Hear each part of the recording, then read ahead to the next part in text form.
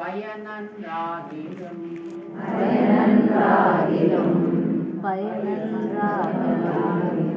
பாங்கல்லராகிலும்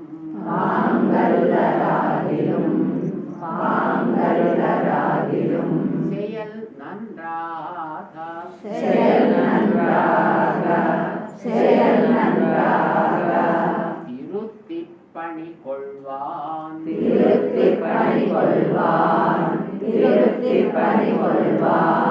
குயில் நின்றார்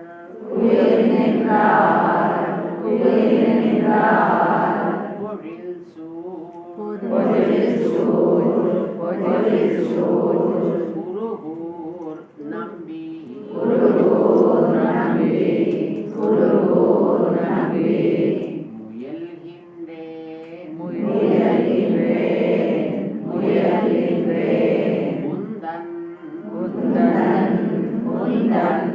மொய் கழற்கு அன்பையே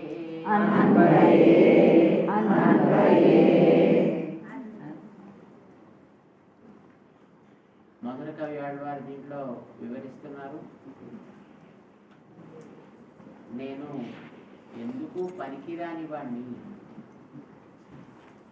నేను ఏ రకమైనటువంటి యోగ్యత లేని వాడిని కూడా అయినప్పటికీ కూడా పయనన్రాగిలు, నేను ఏ పనికి ఉపయోగపడేవాడిని కాకపోయినప్పటికీ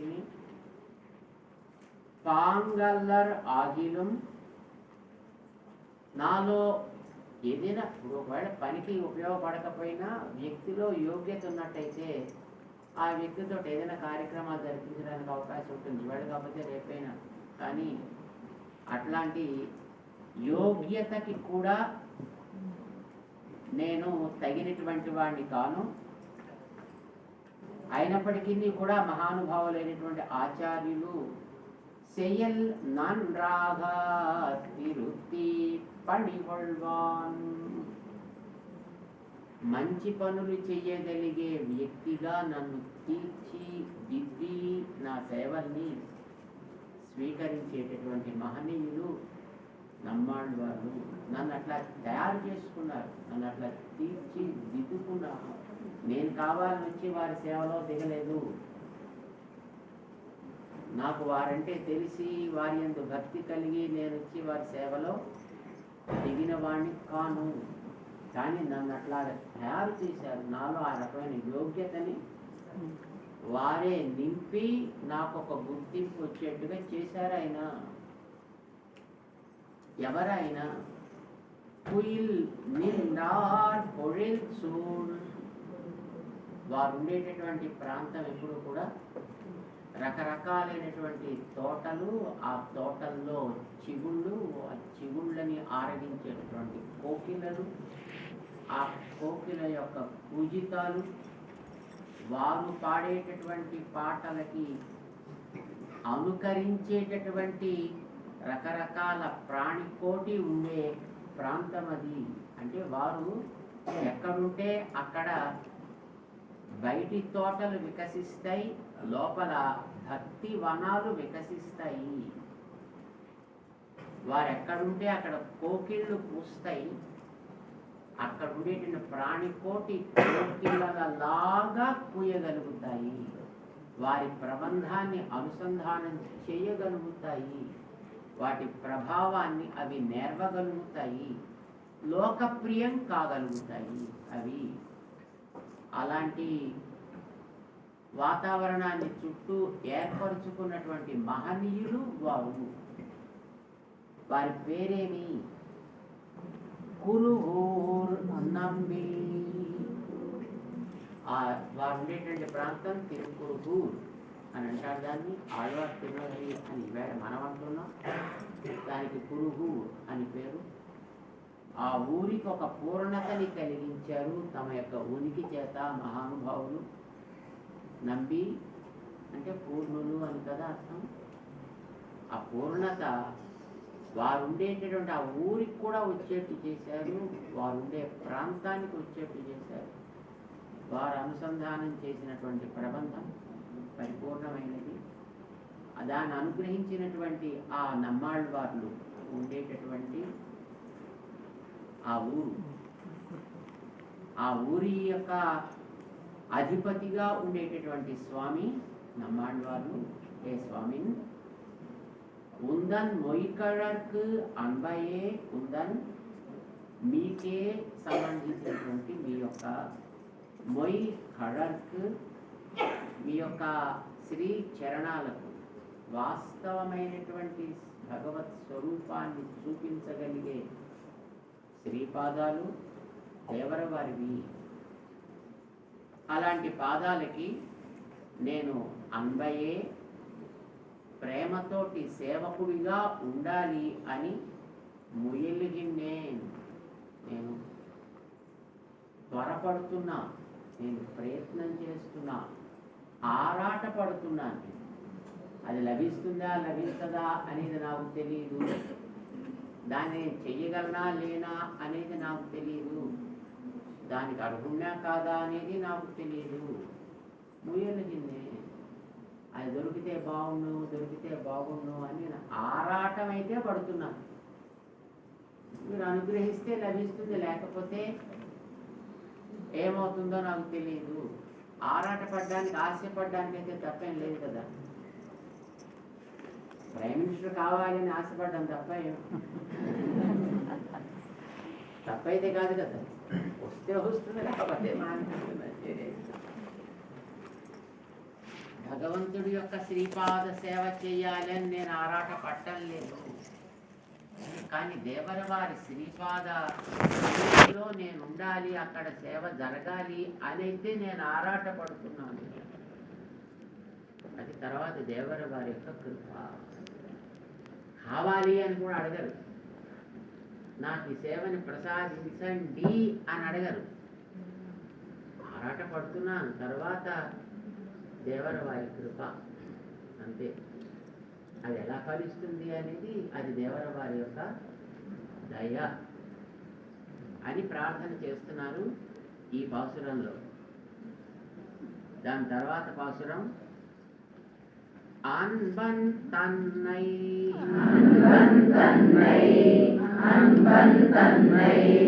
அடைந்தவர்கட்கு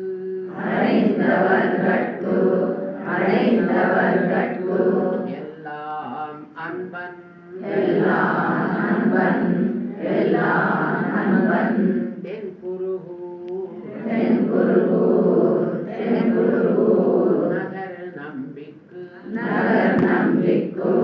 நகர் நம்பிக்கு அன்பனாய் மதுர கவி சொன்ன சொல்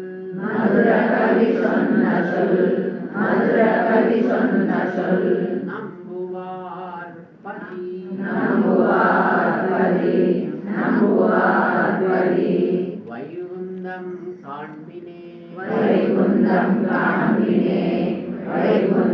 காண்பினே ప్రతిజ్ఞ చేస్తున్నారు దీంట్లో మధుర కవి ఆళ్వార్లు. భగవంతుడు ఆన్బన్ ప్రేమ కలవాడు, దయా సాగరుడు. భగవంతుడిని మనం ఎలా గుర్తిస్తాం అసలు? సర్వేశ్వరుడు, సర్వస్మాత్పరుడు, సర్వజ్ఞుడు, సర్వశక్తుడు ఇలా గుర్తించాం. అవన్నీ ఉంటే ఎంత లేకపోతే ఎంత? మనకు కావాల్సింది ఏమిటి? ఆయన విషయం, ఆయన దగ్గర నుంచి దయ. మనకు కావాల్సింది మనలో ఉండే లోపాలని చూసి చెవులు పిండి చావగొడతాను అనకుండా ఉంటే చాలు. మనని దండించకుండా అనుగ్రహించగలిగితే చాలు. అలా చేసేటటువంటి గుణానికి పేరేమి? దయ, కృప, కారుణ్యము. ఇవి ఆయనలో ఉండేవి. అవి ఉంటే ఆయన దగ్గరికి వెళతాం. మిగతా ఉంటే ఆయన దగ్గరికి మనం చేరలేము. కానీ దయ ఉంటే మనకి చేరబుద్ధి అవుతుంది. ఎందుకని? దయ ఏం చేస్తుంది?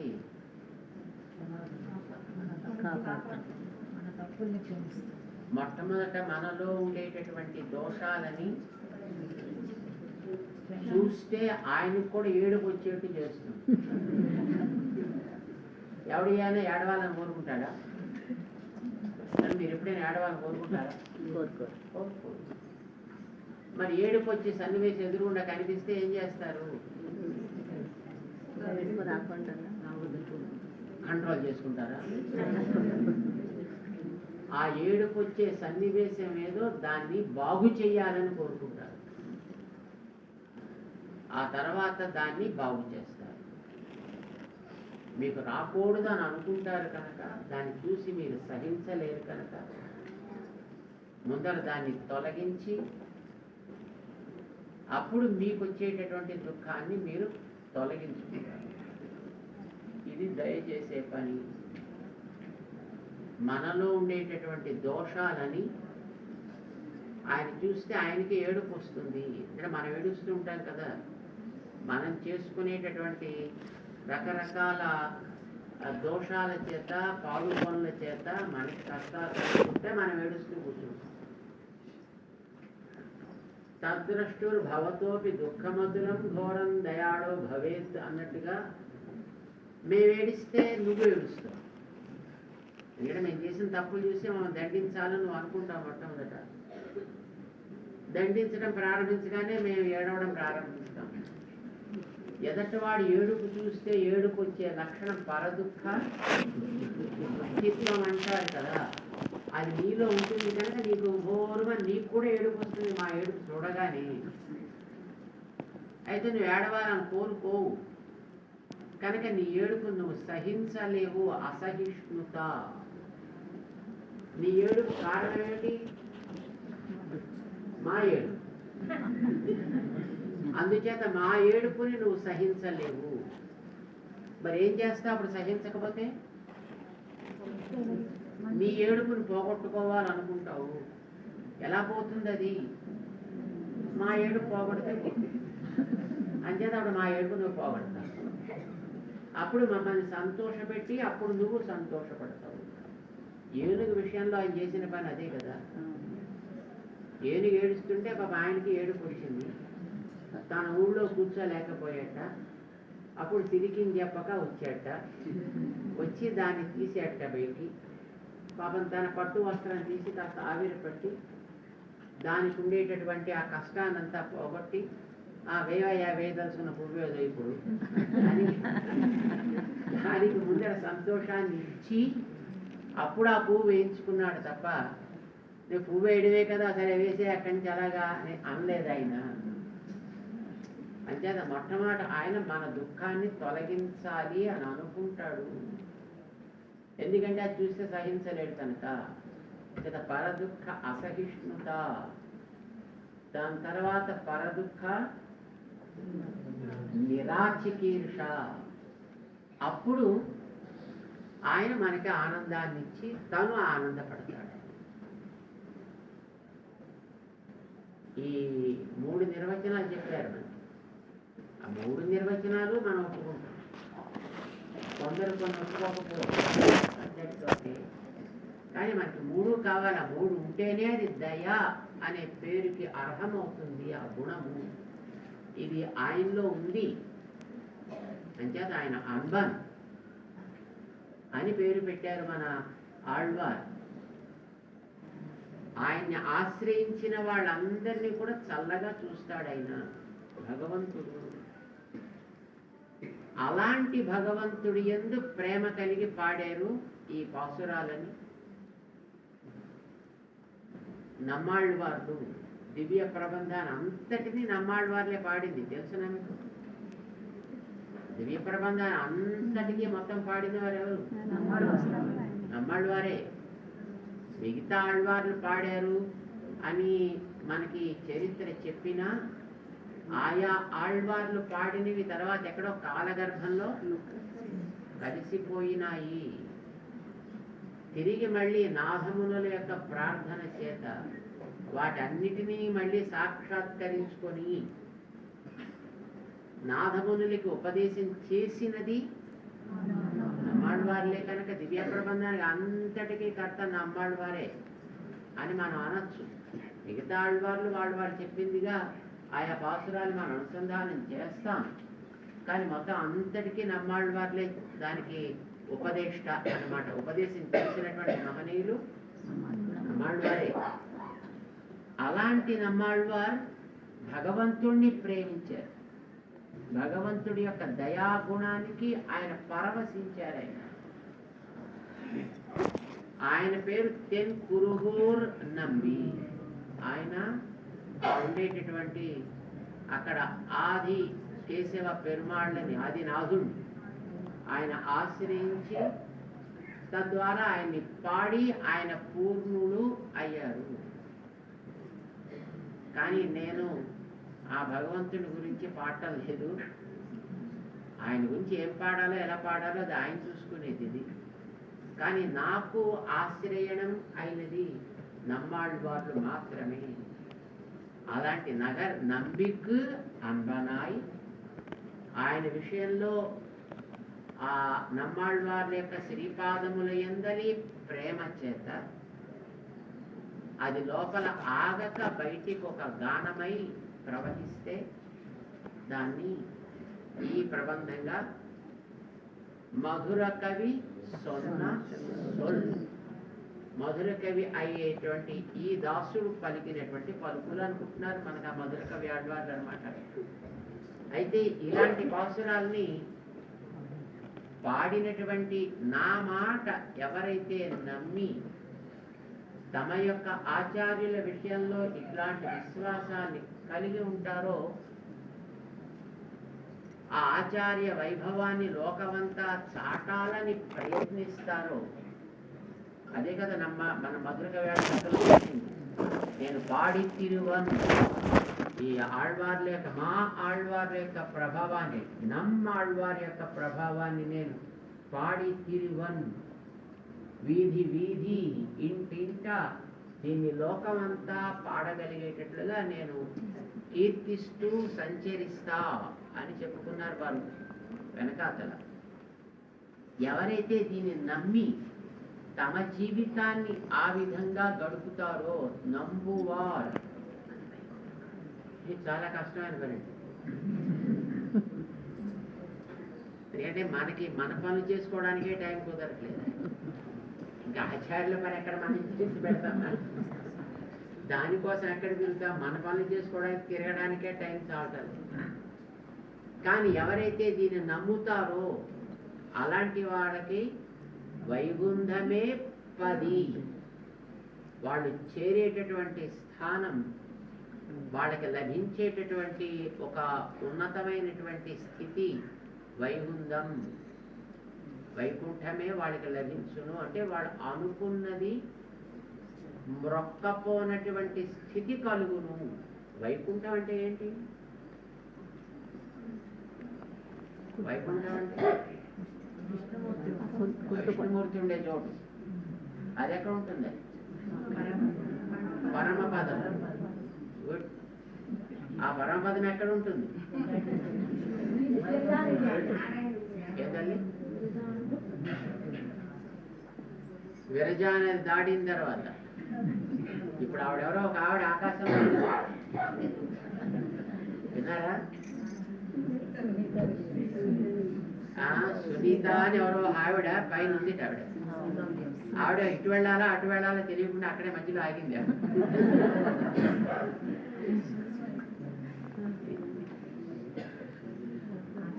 అలాగే మన పరమపద ఎంత దూరంలో ఉందంట.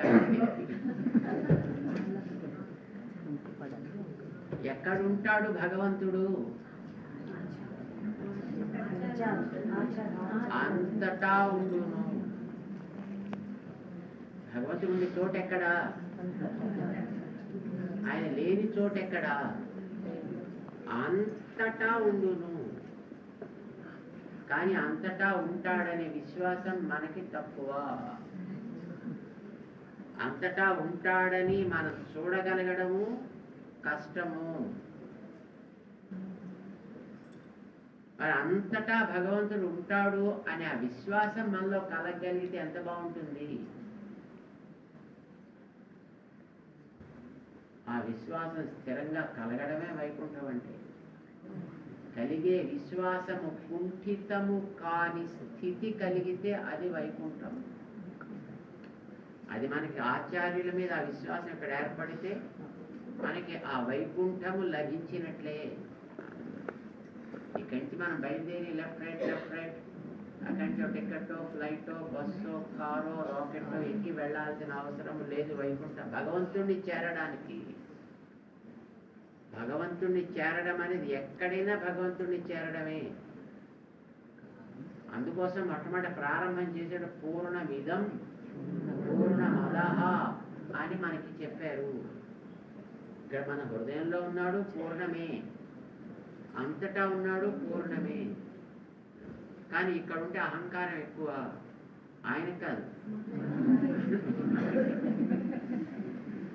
ఎందుకంటే ఇక్కడ ఉన్నవాడిని చూడనివ్వదు అహంకారం. అది మన మీద ఆరోపించుకునేటట్టు చేస్తుంది ఇక్కడ ఉండేటప్పుడు. అందుకోసం మనం అంతటా ఉండేవాడిని చూడాలనుకుంటున్నాం. ఆ అంతటా ఉండేవాడిని ఎక్కడ చూడగలుగుతాము?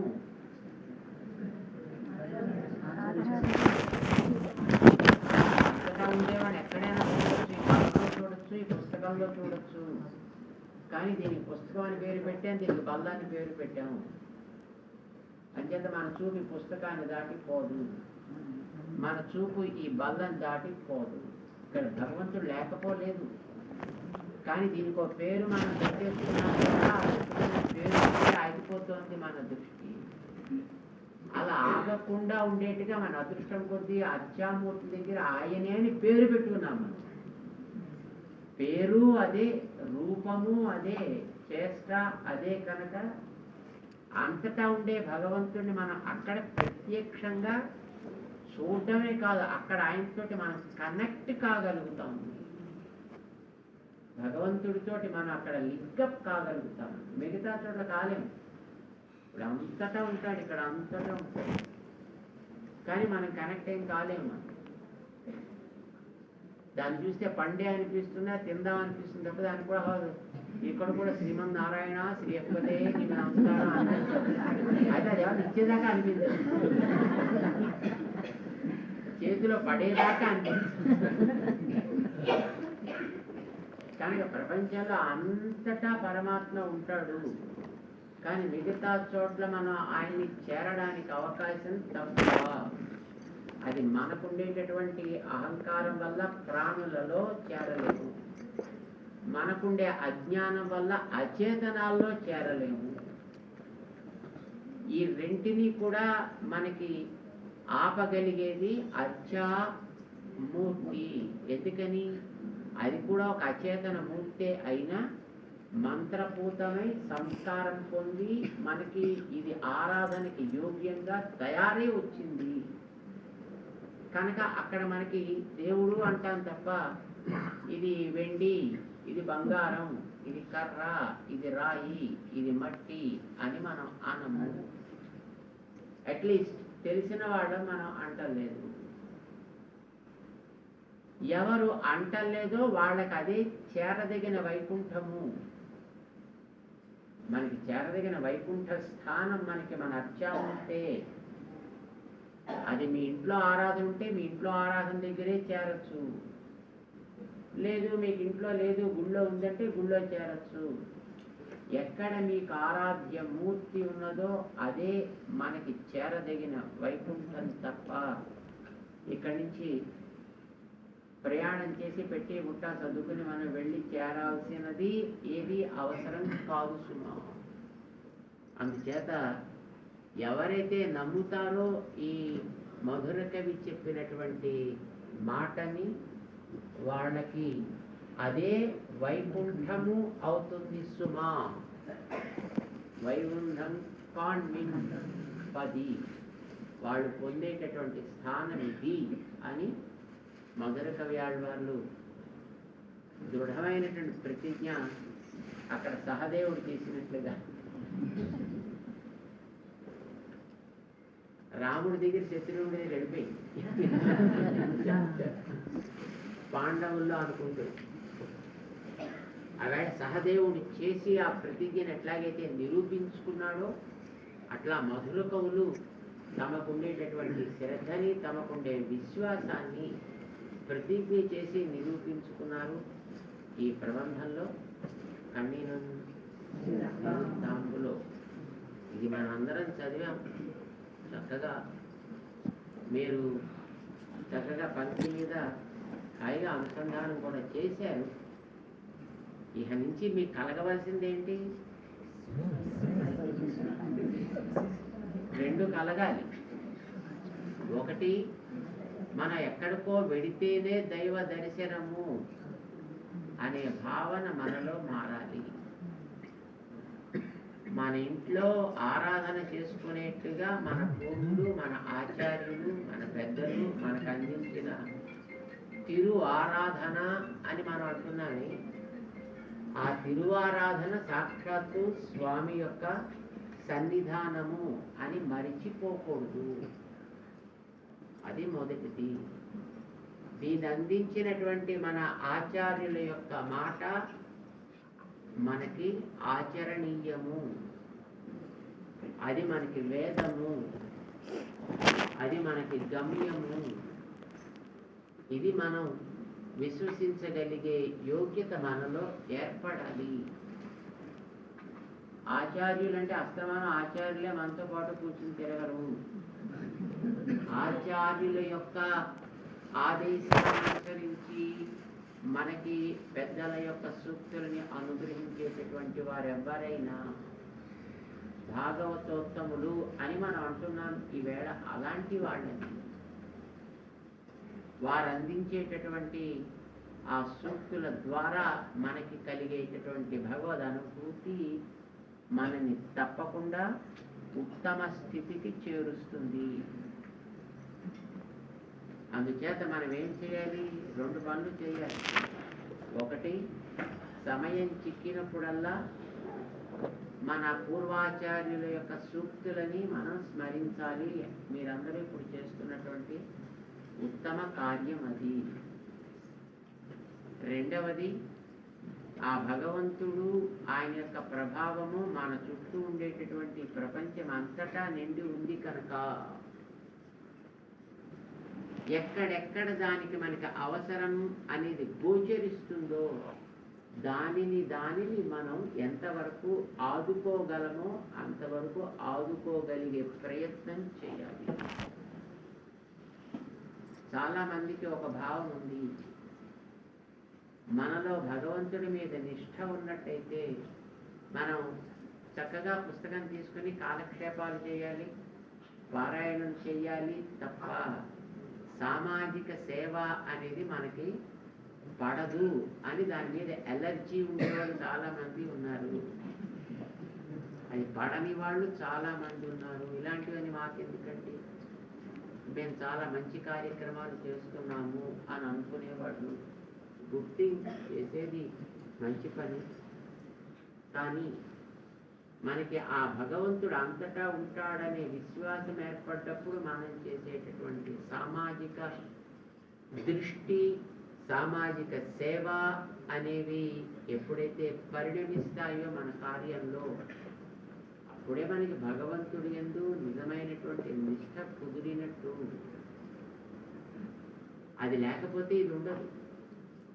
ఇప్పుడు ఆవిడ దగ్గుతున్నారు ఇందాక అనుకోండి, పాప మీరు మన గోష్ఠిలో వారు అని మీకు అనిపించినప్పుడు అయ్యో కాస్త అభివృద్ధి మీద కాస్త రాసి కాస్త కొట్టి ఇలాగే కోపాన్ని అప్పుడే తీర్చుకుని ఇలా కొంచెం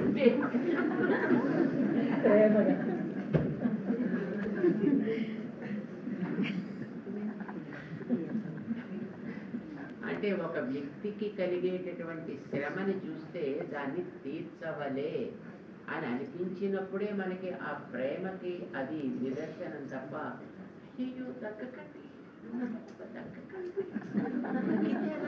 తగ్గకండి అంటే ప్రేమ ఉన్నట్టు కాదు. దానికి ఏదో చెయ్యాలి అనే ప్రేరణ ఏర్పడాలి.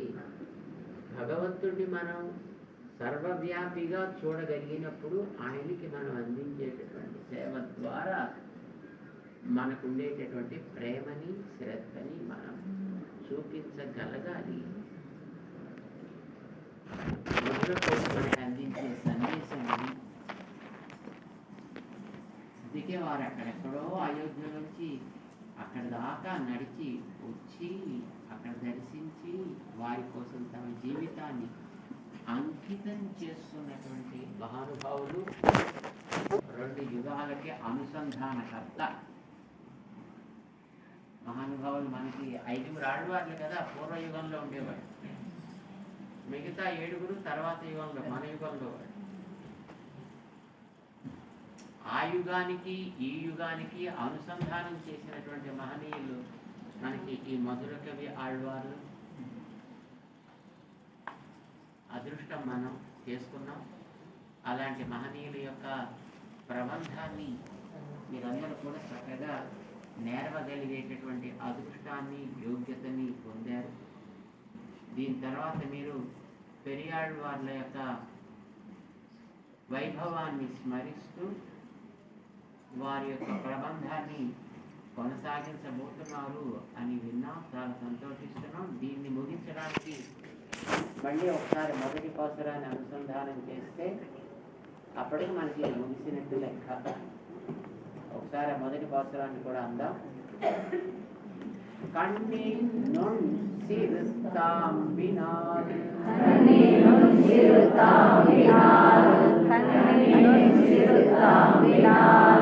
కట్టున్న పన్నియ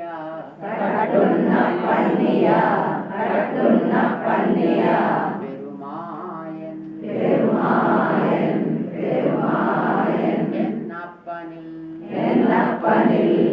ఎన్నప్పనిల్ నన్ని తెన్గురువు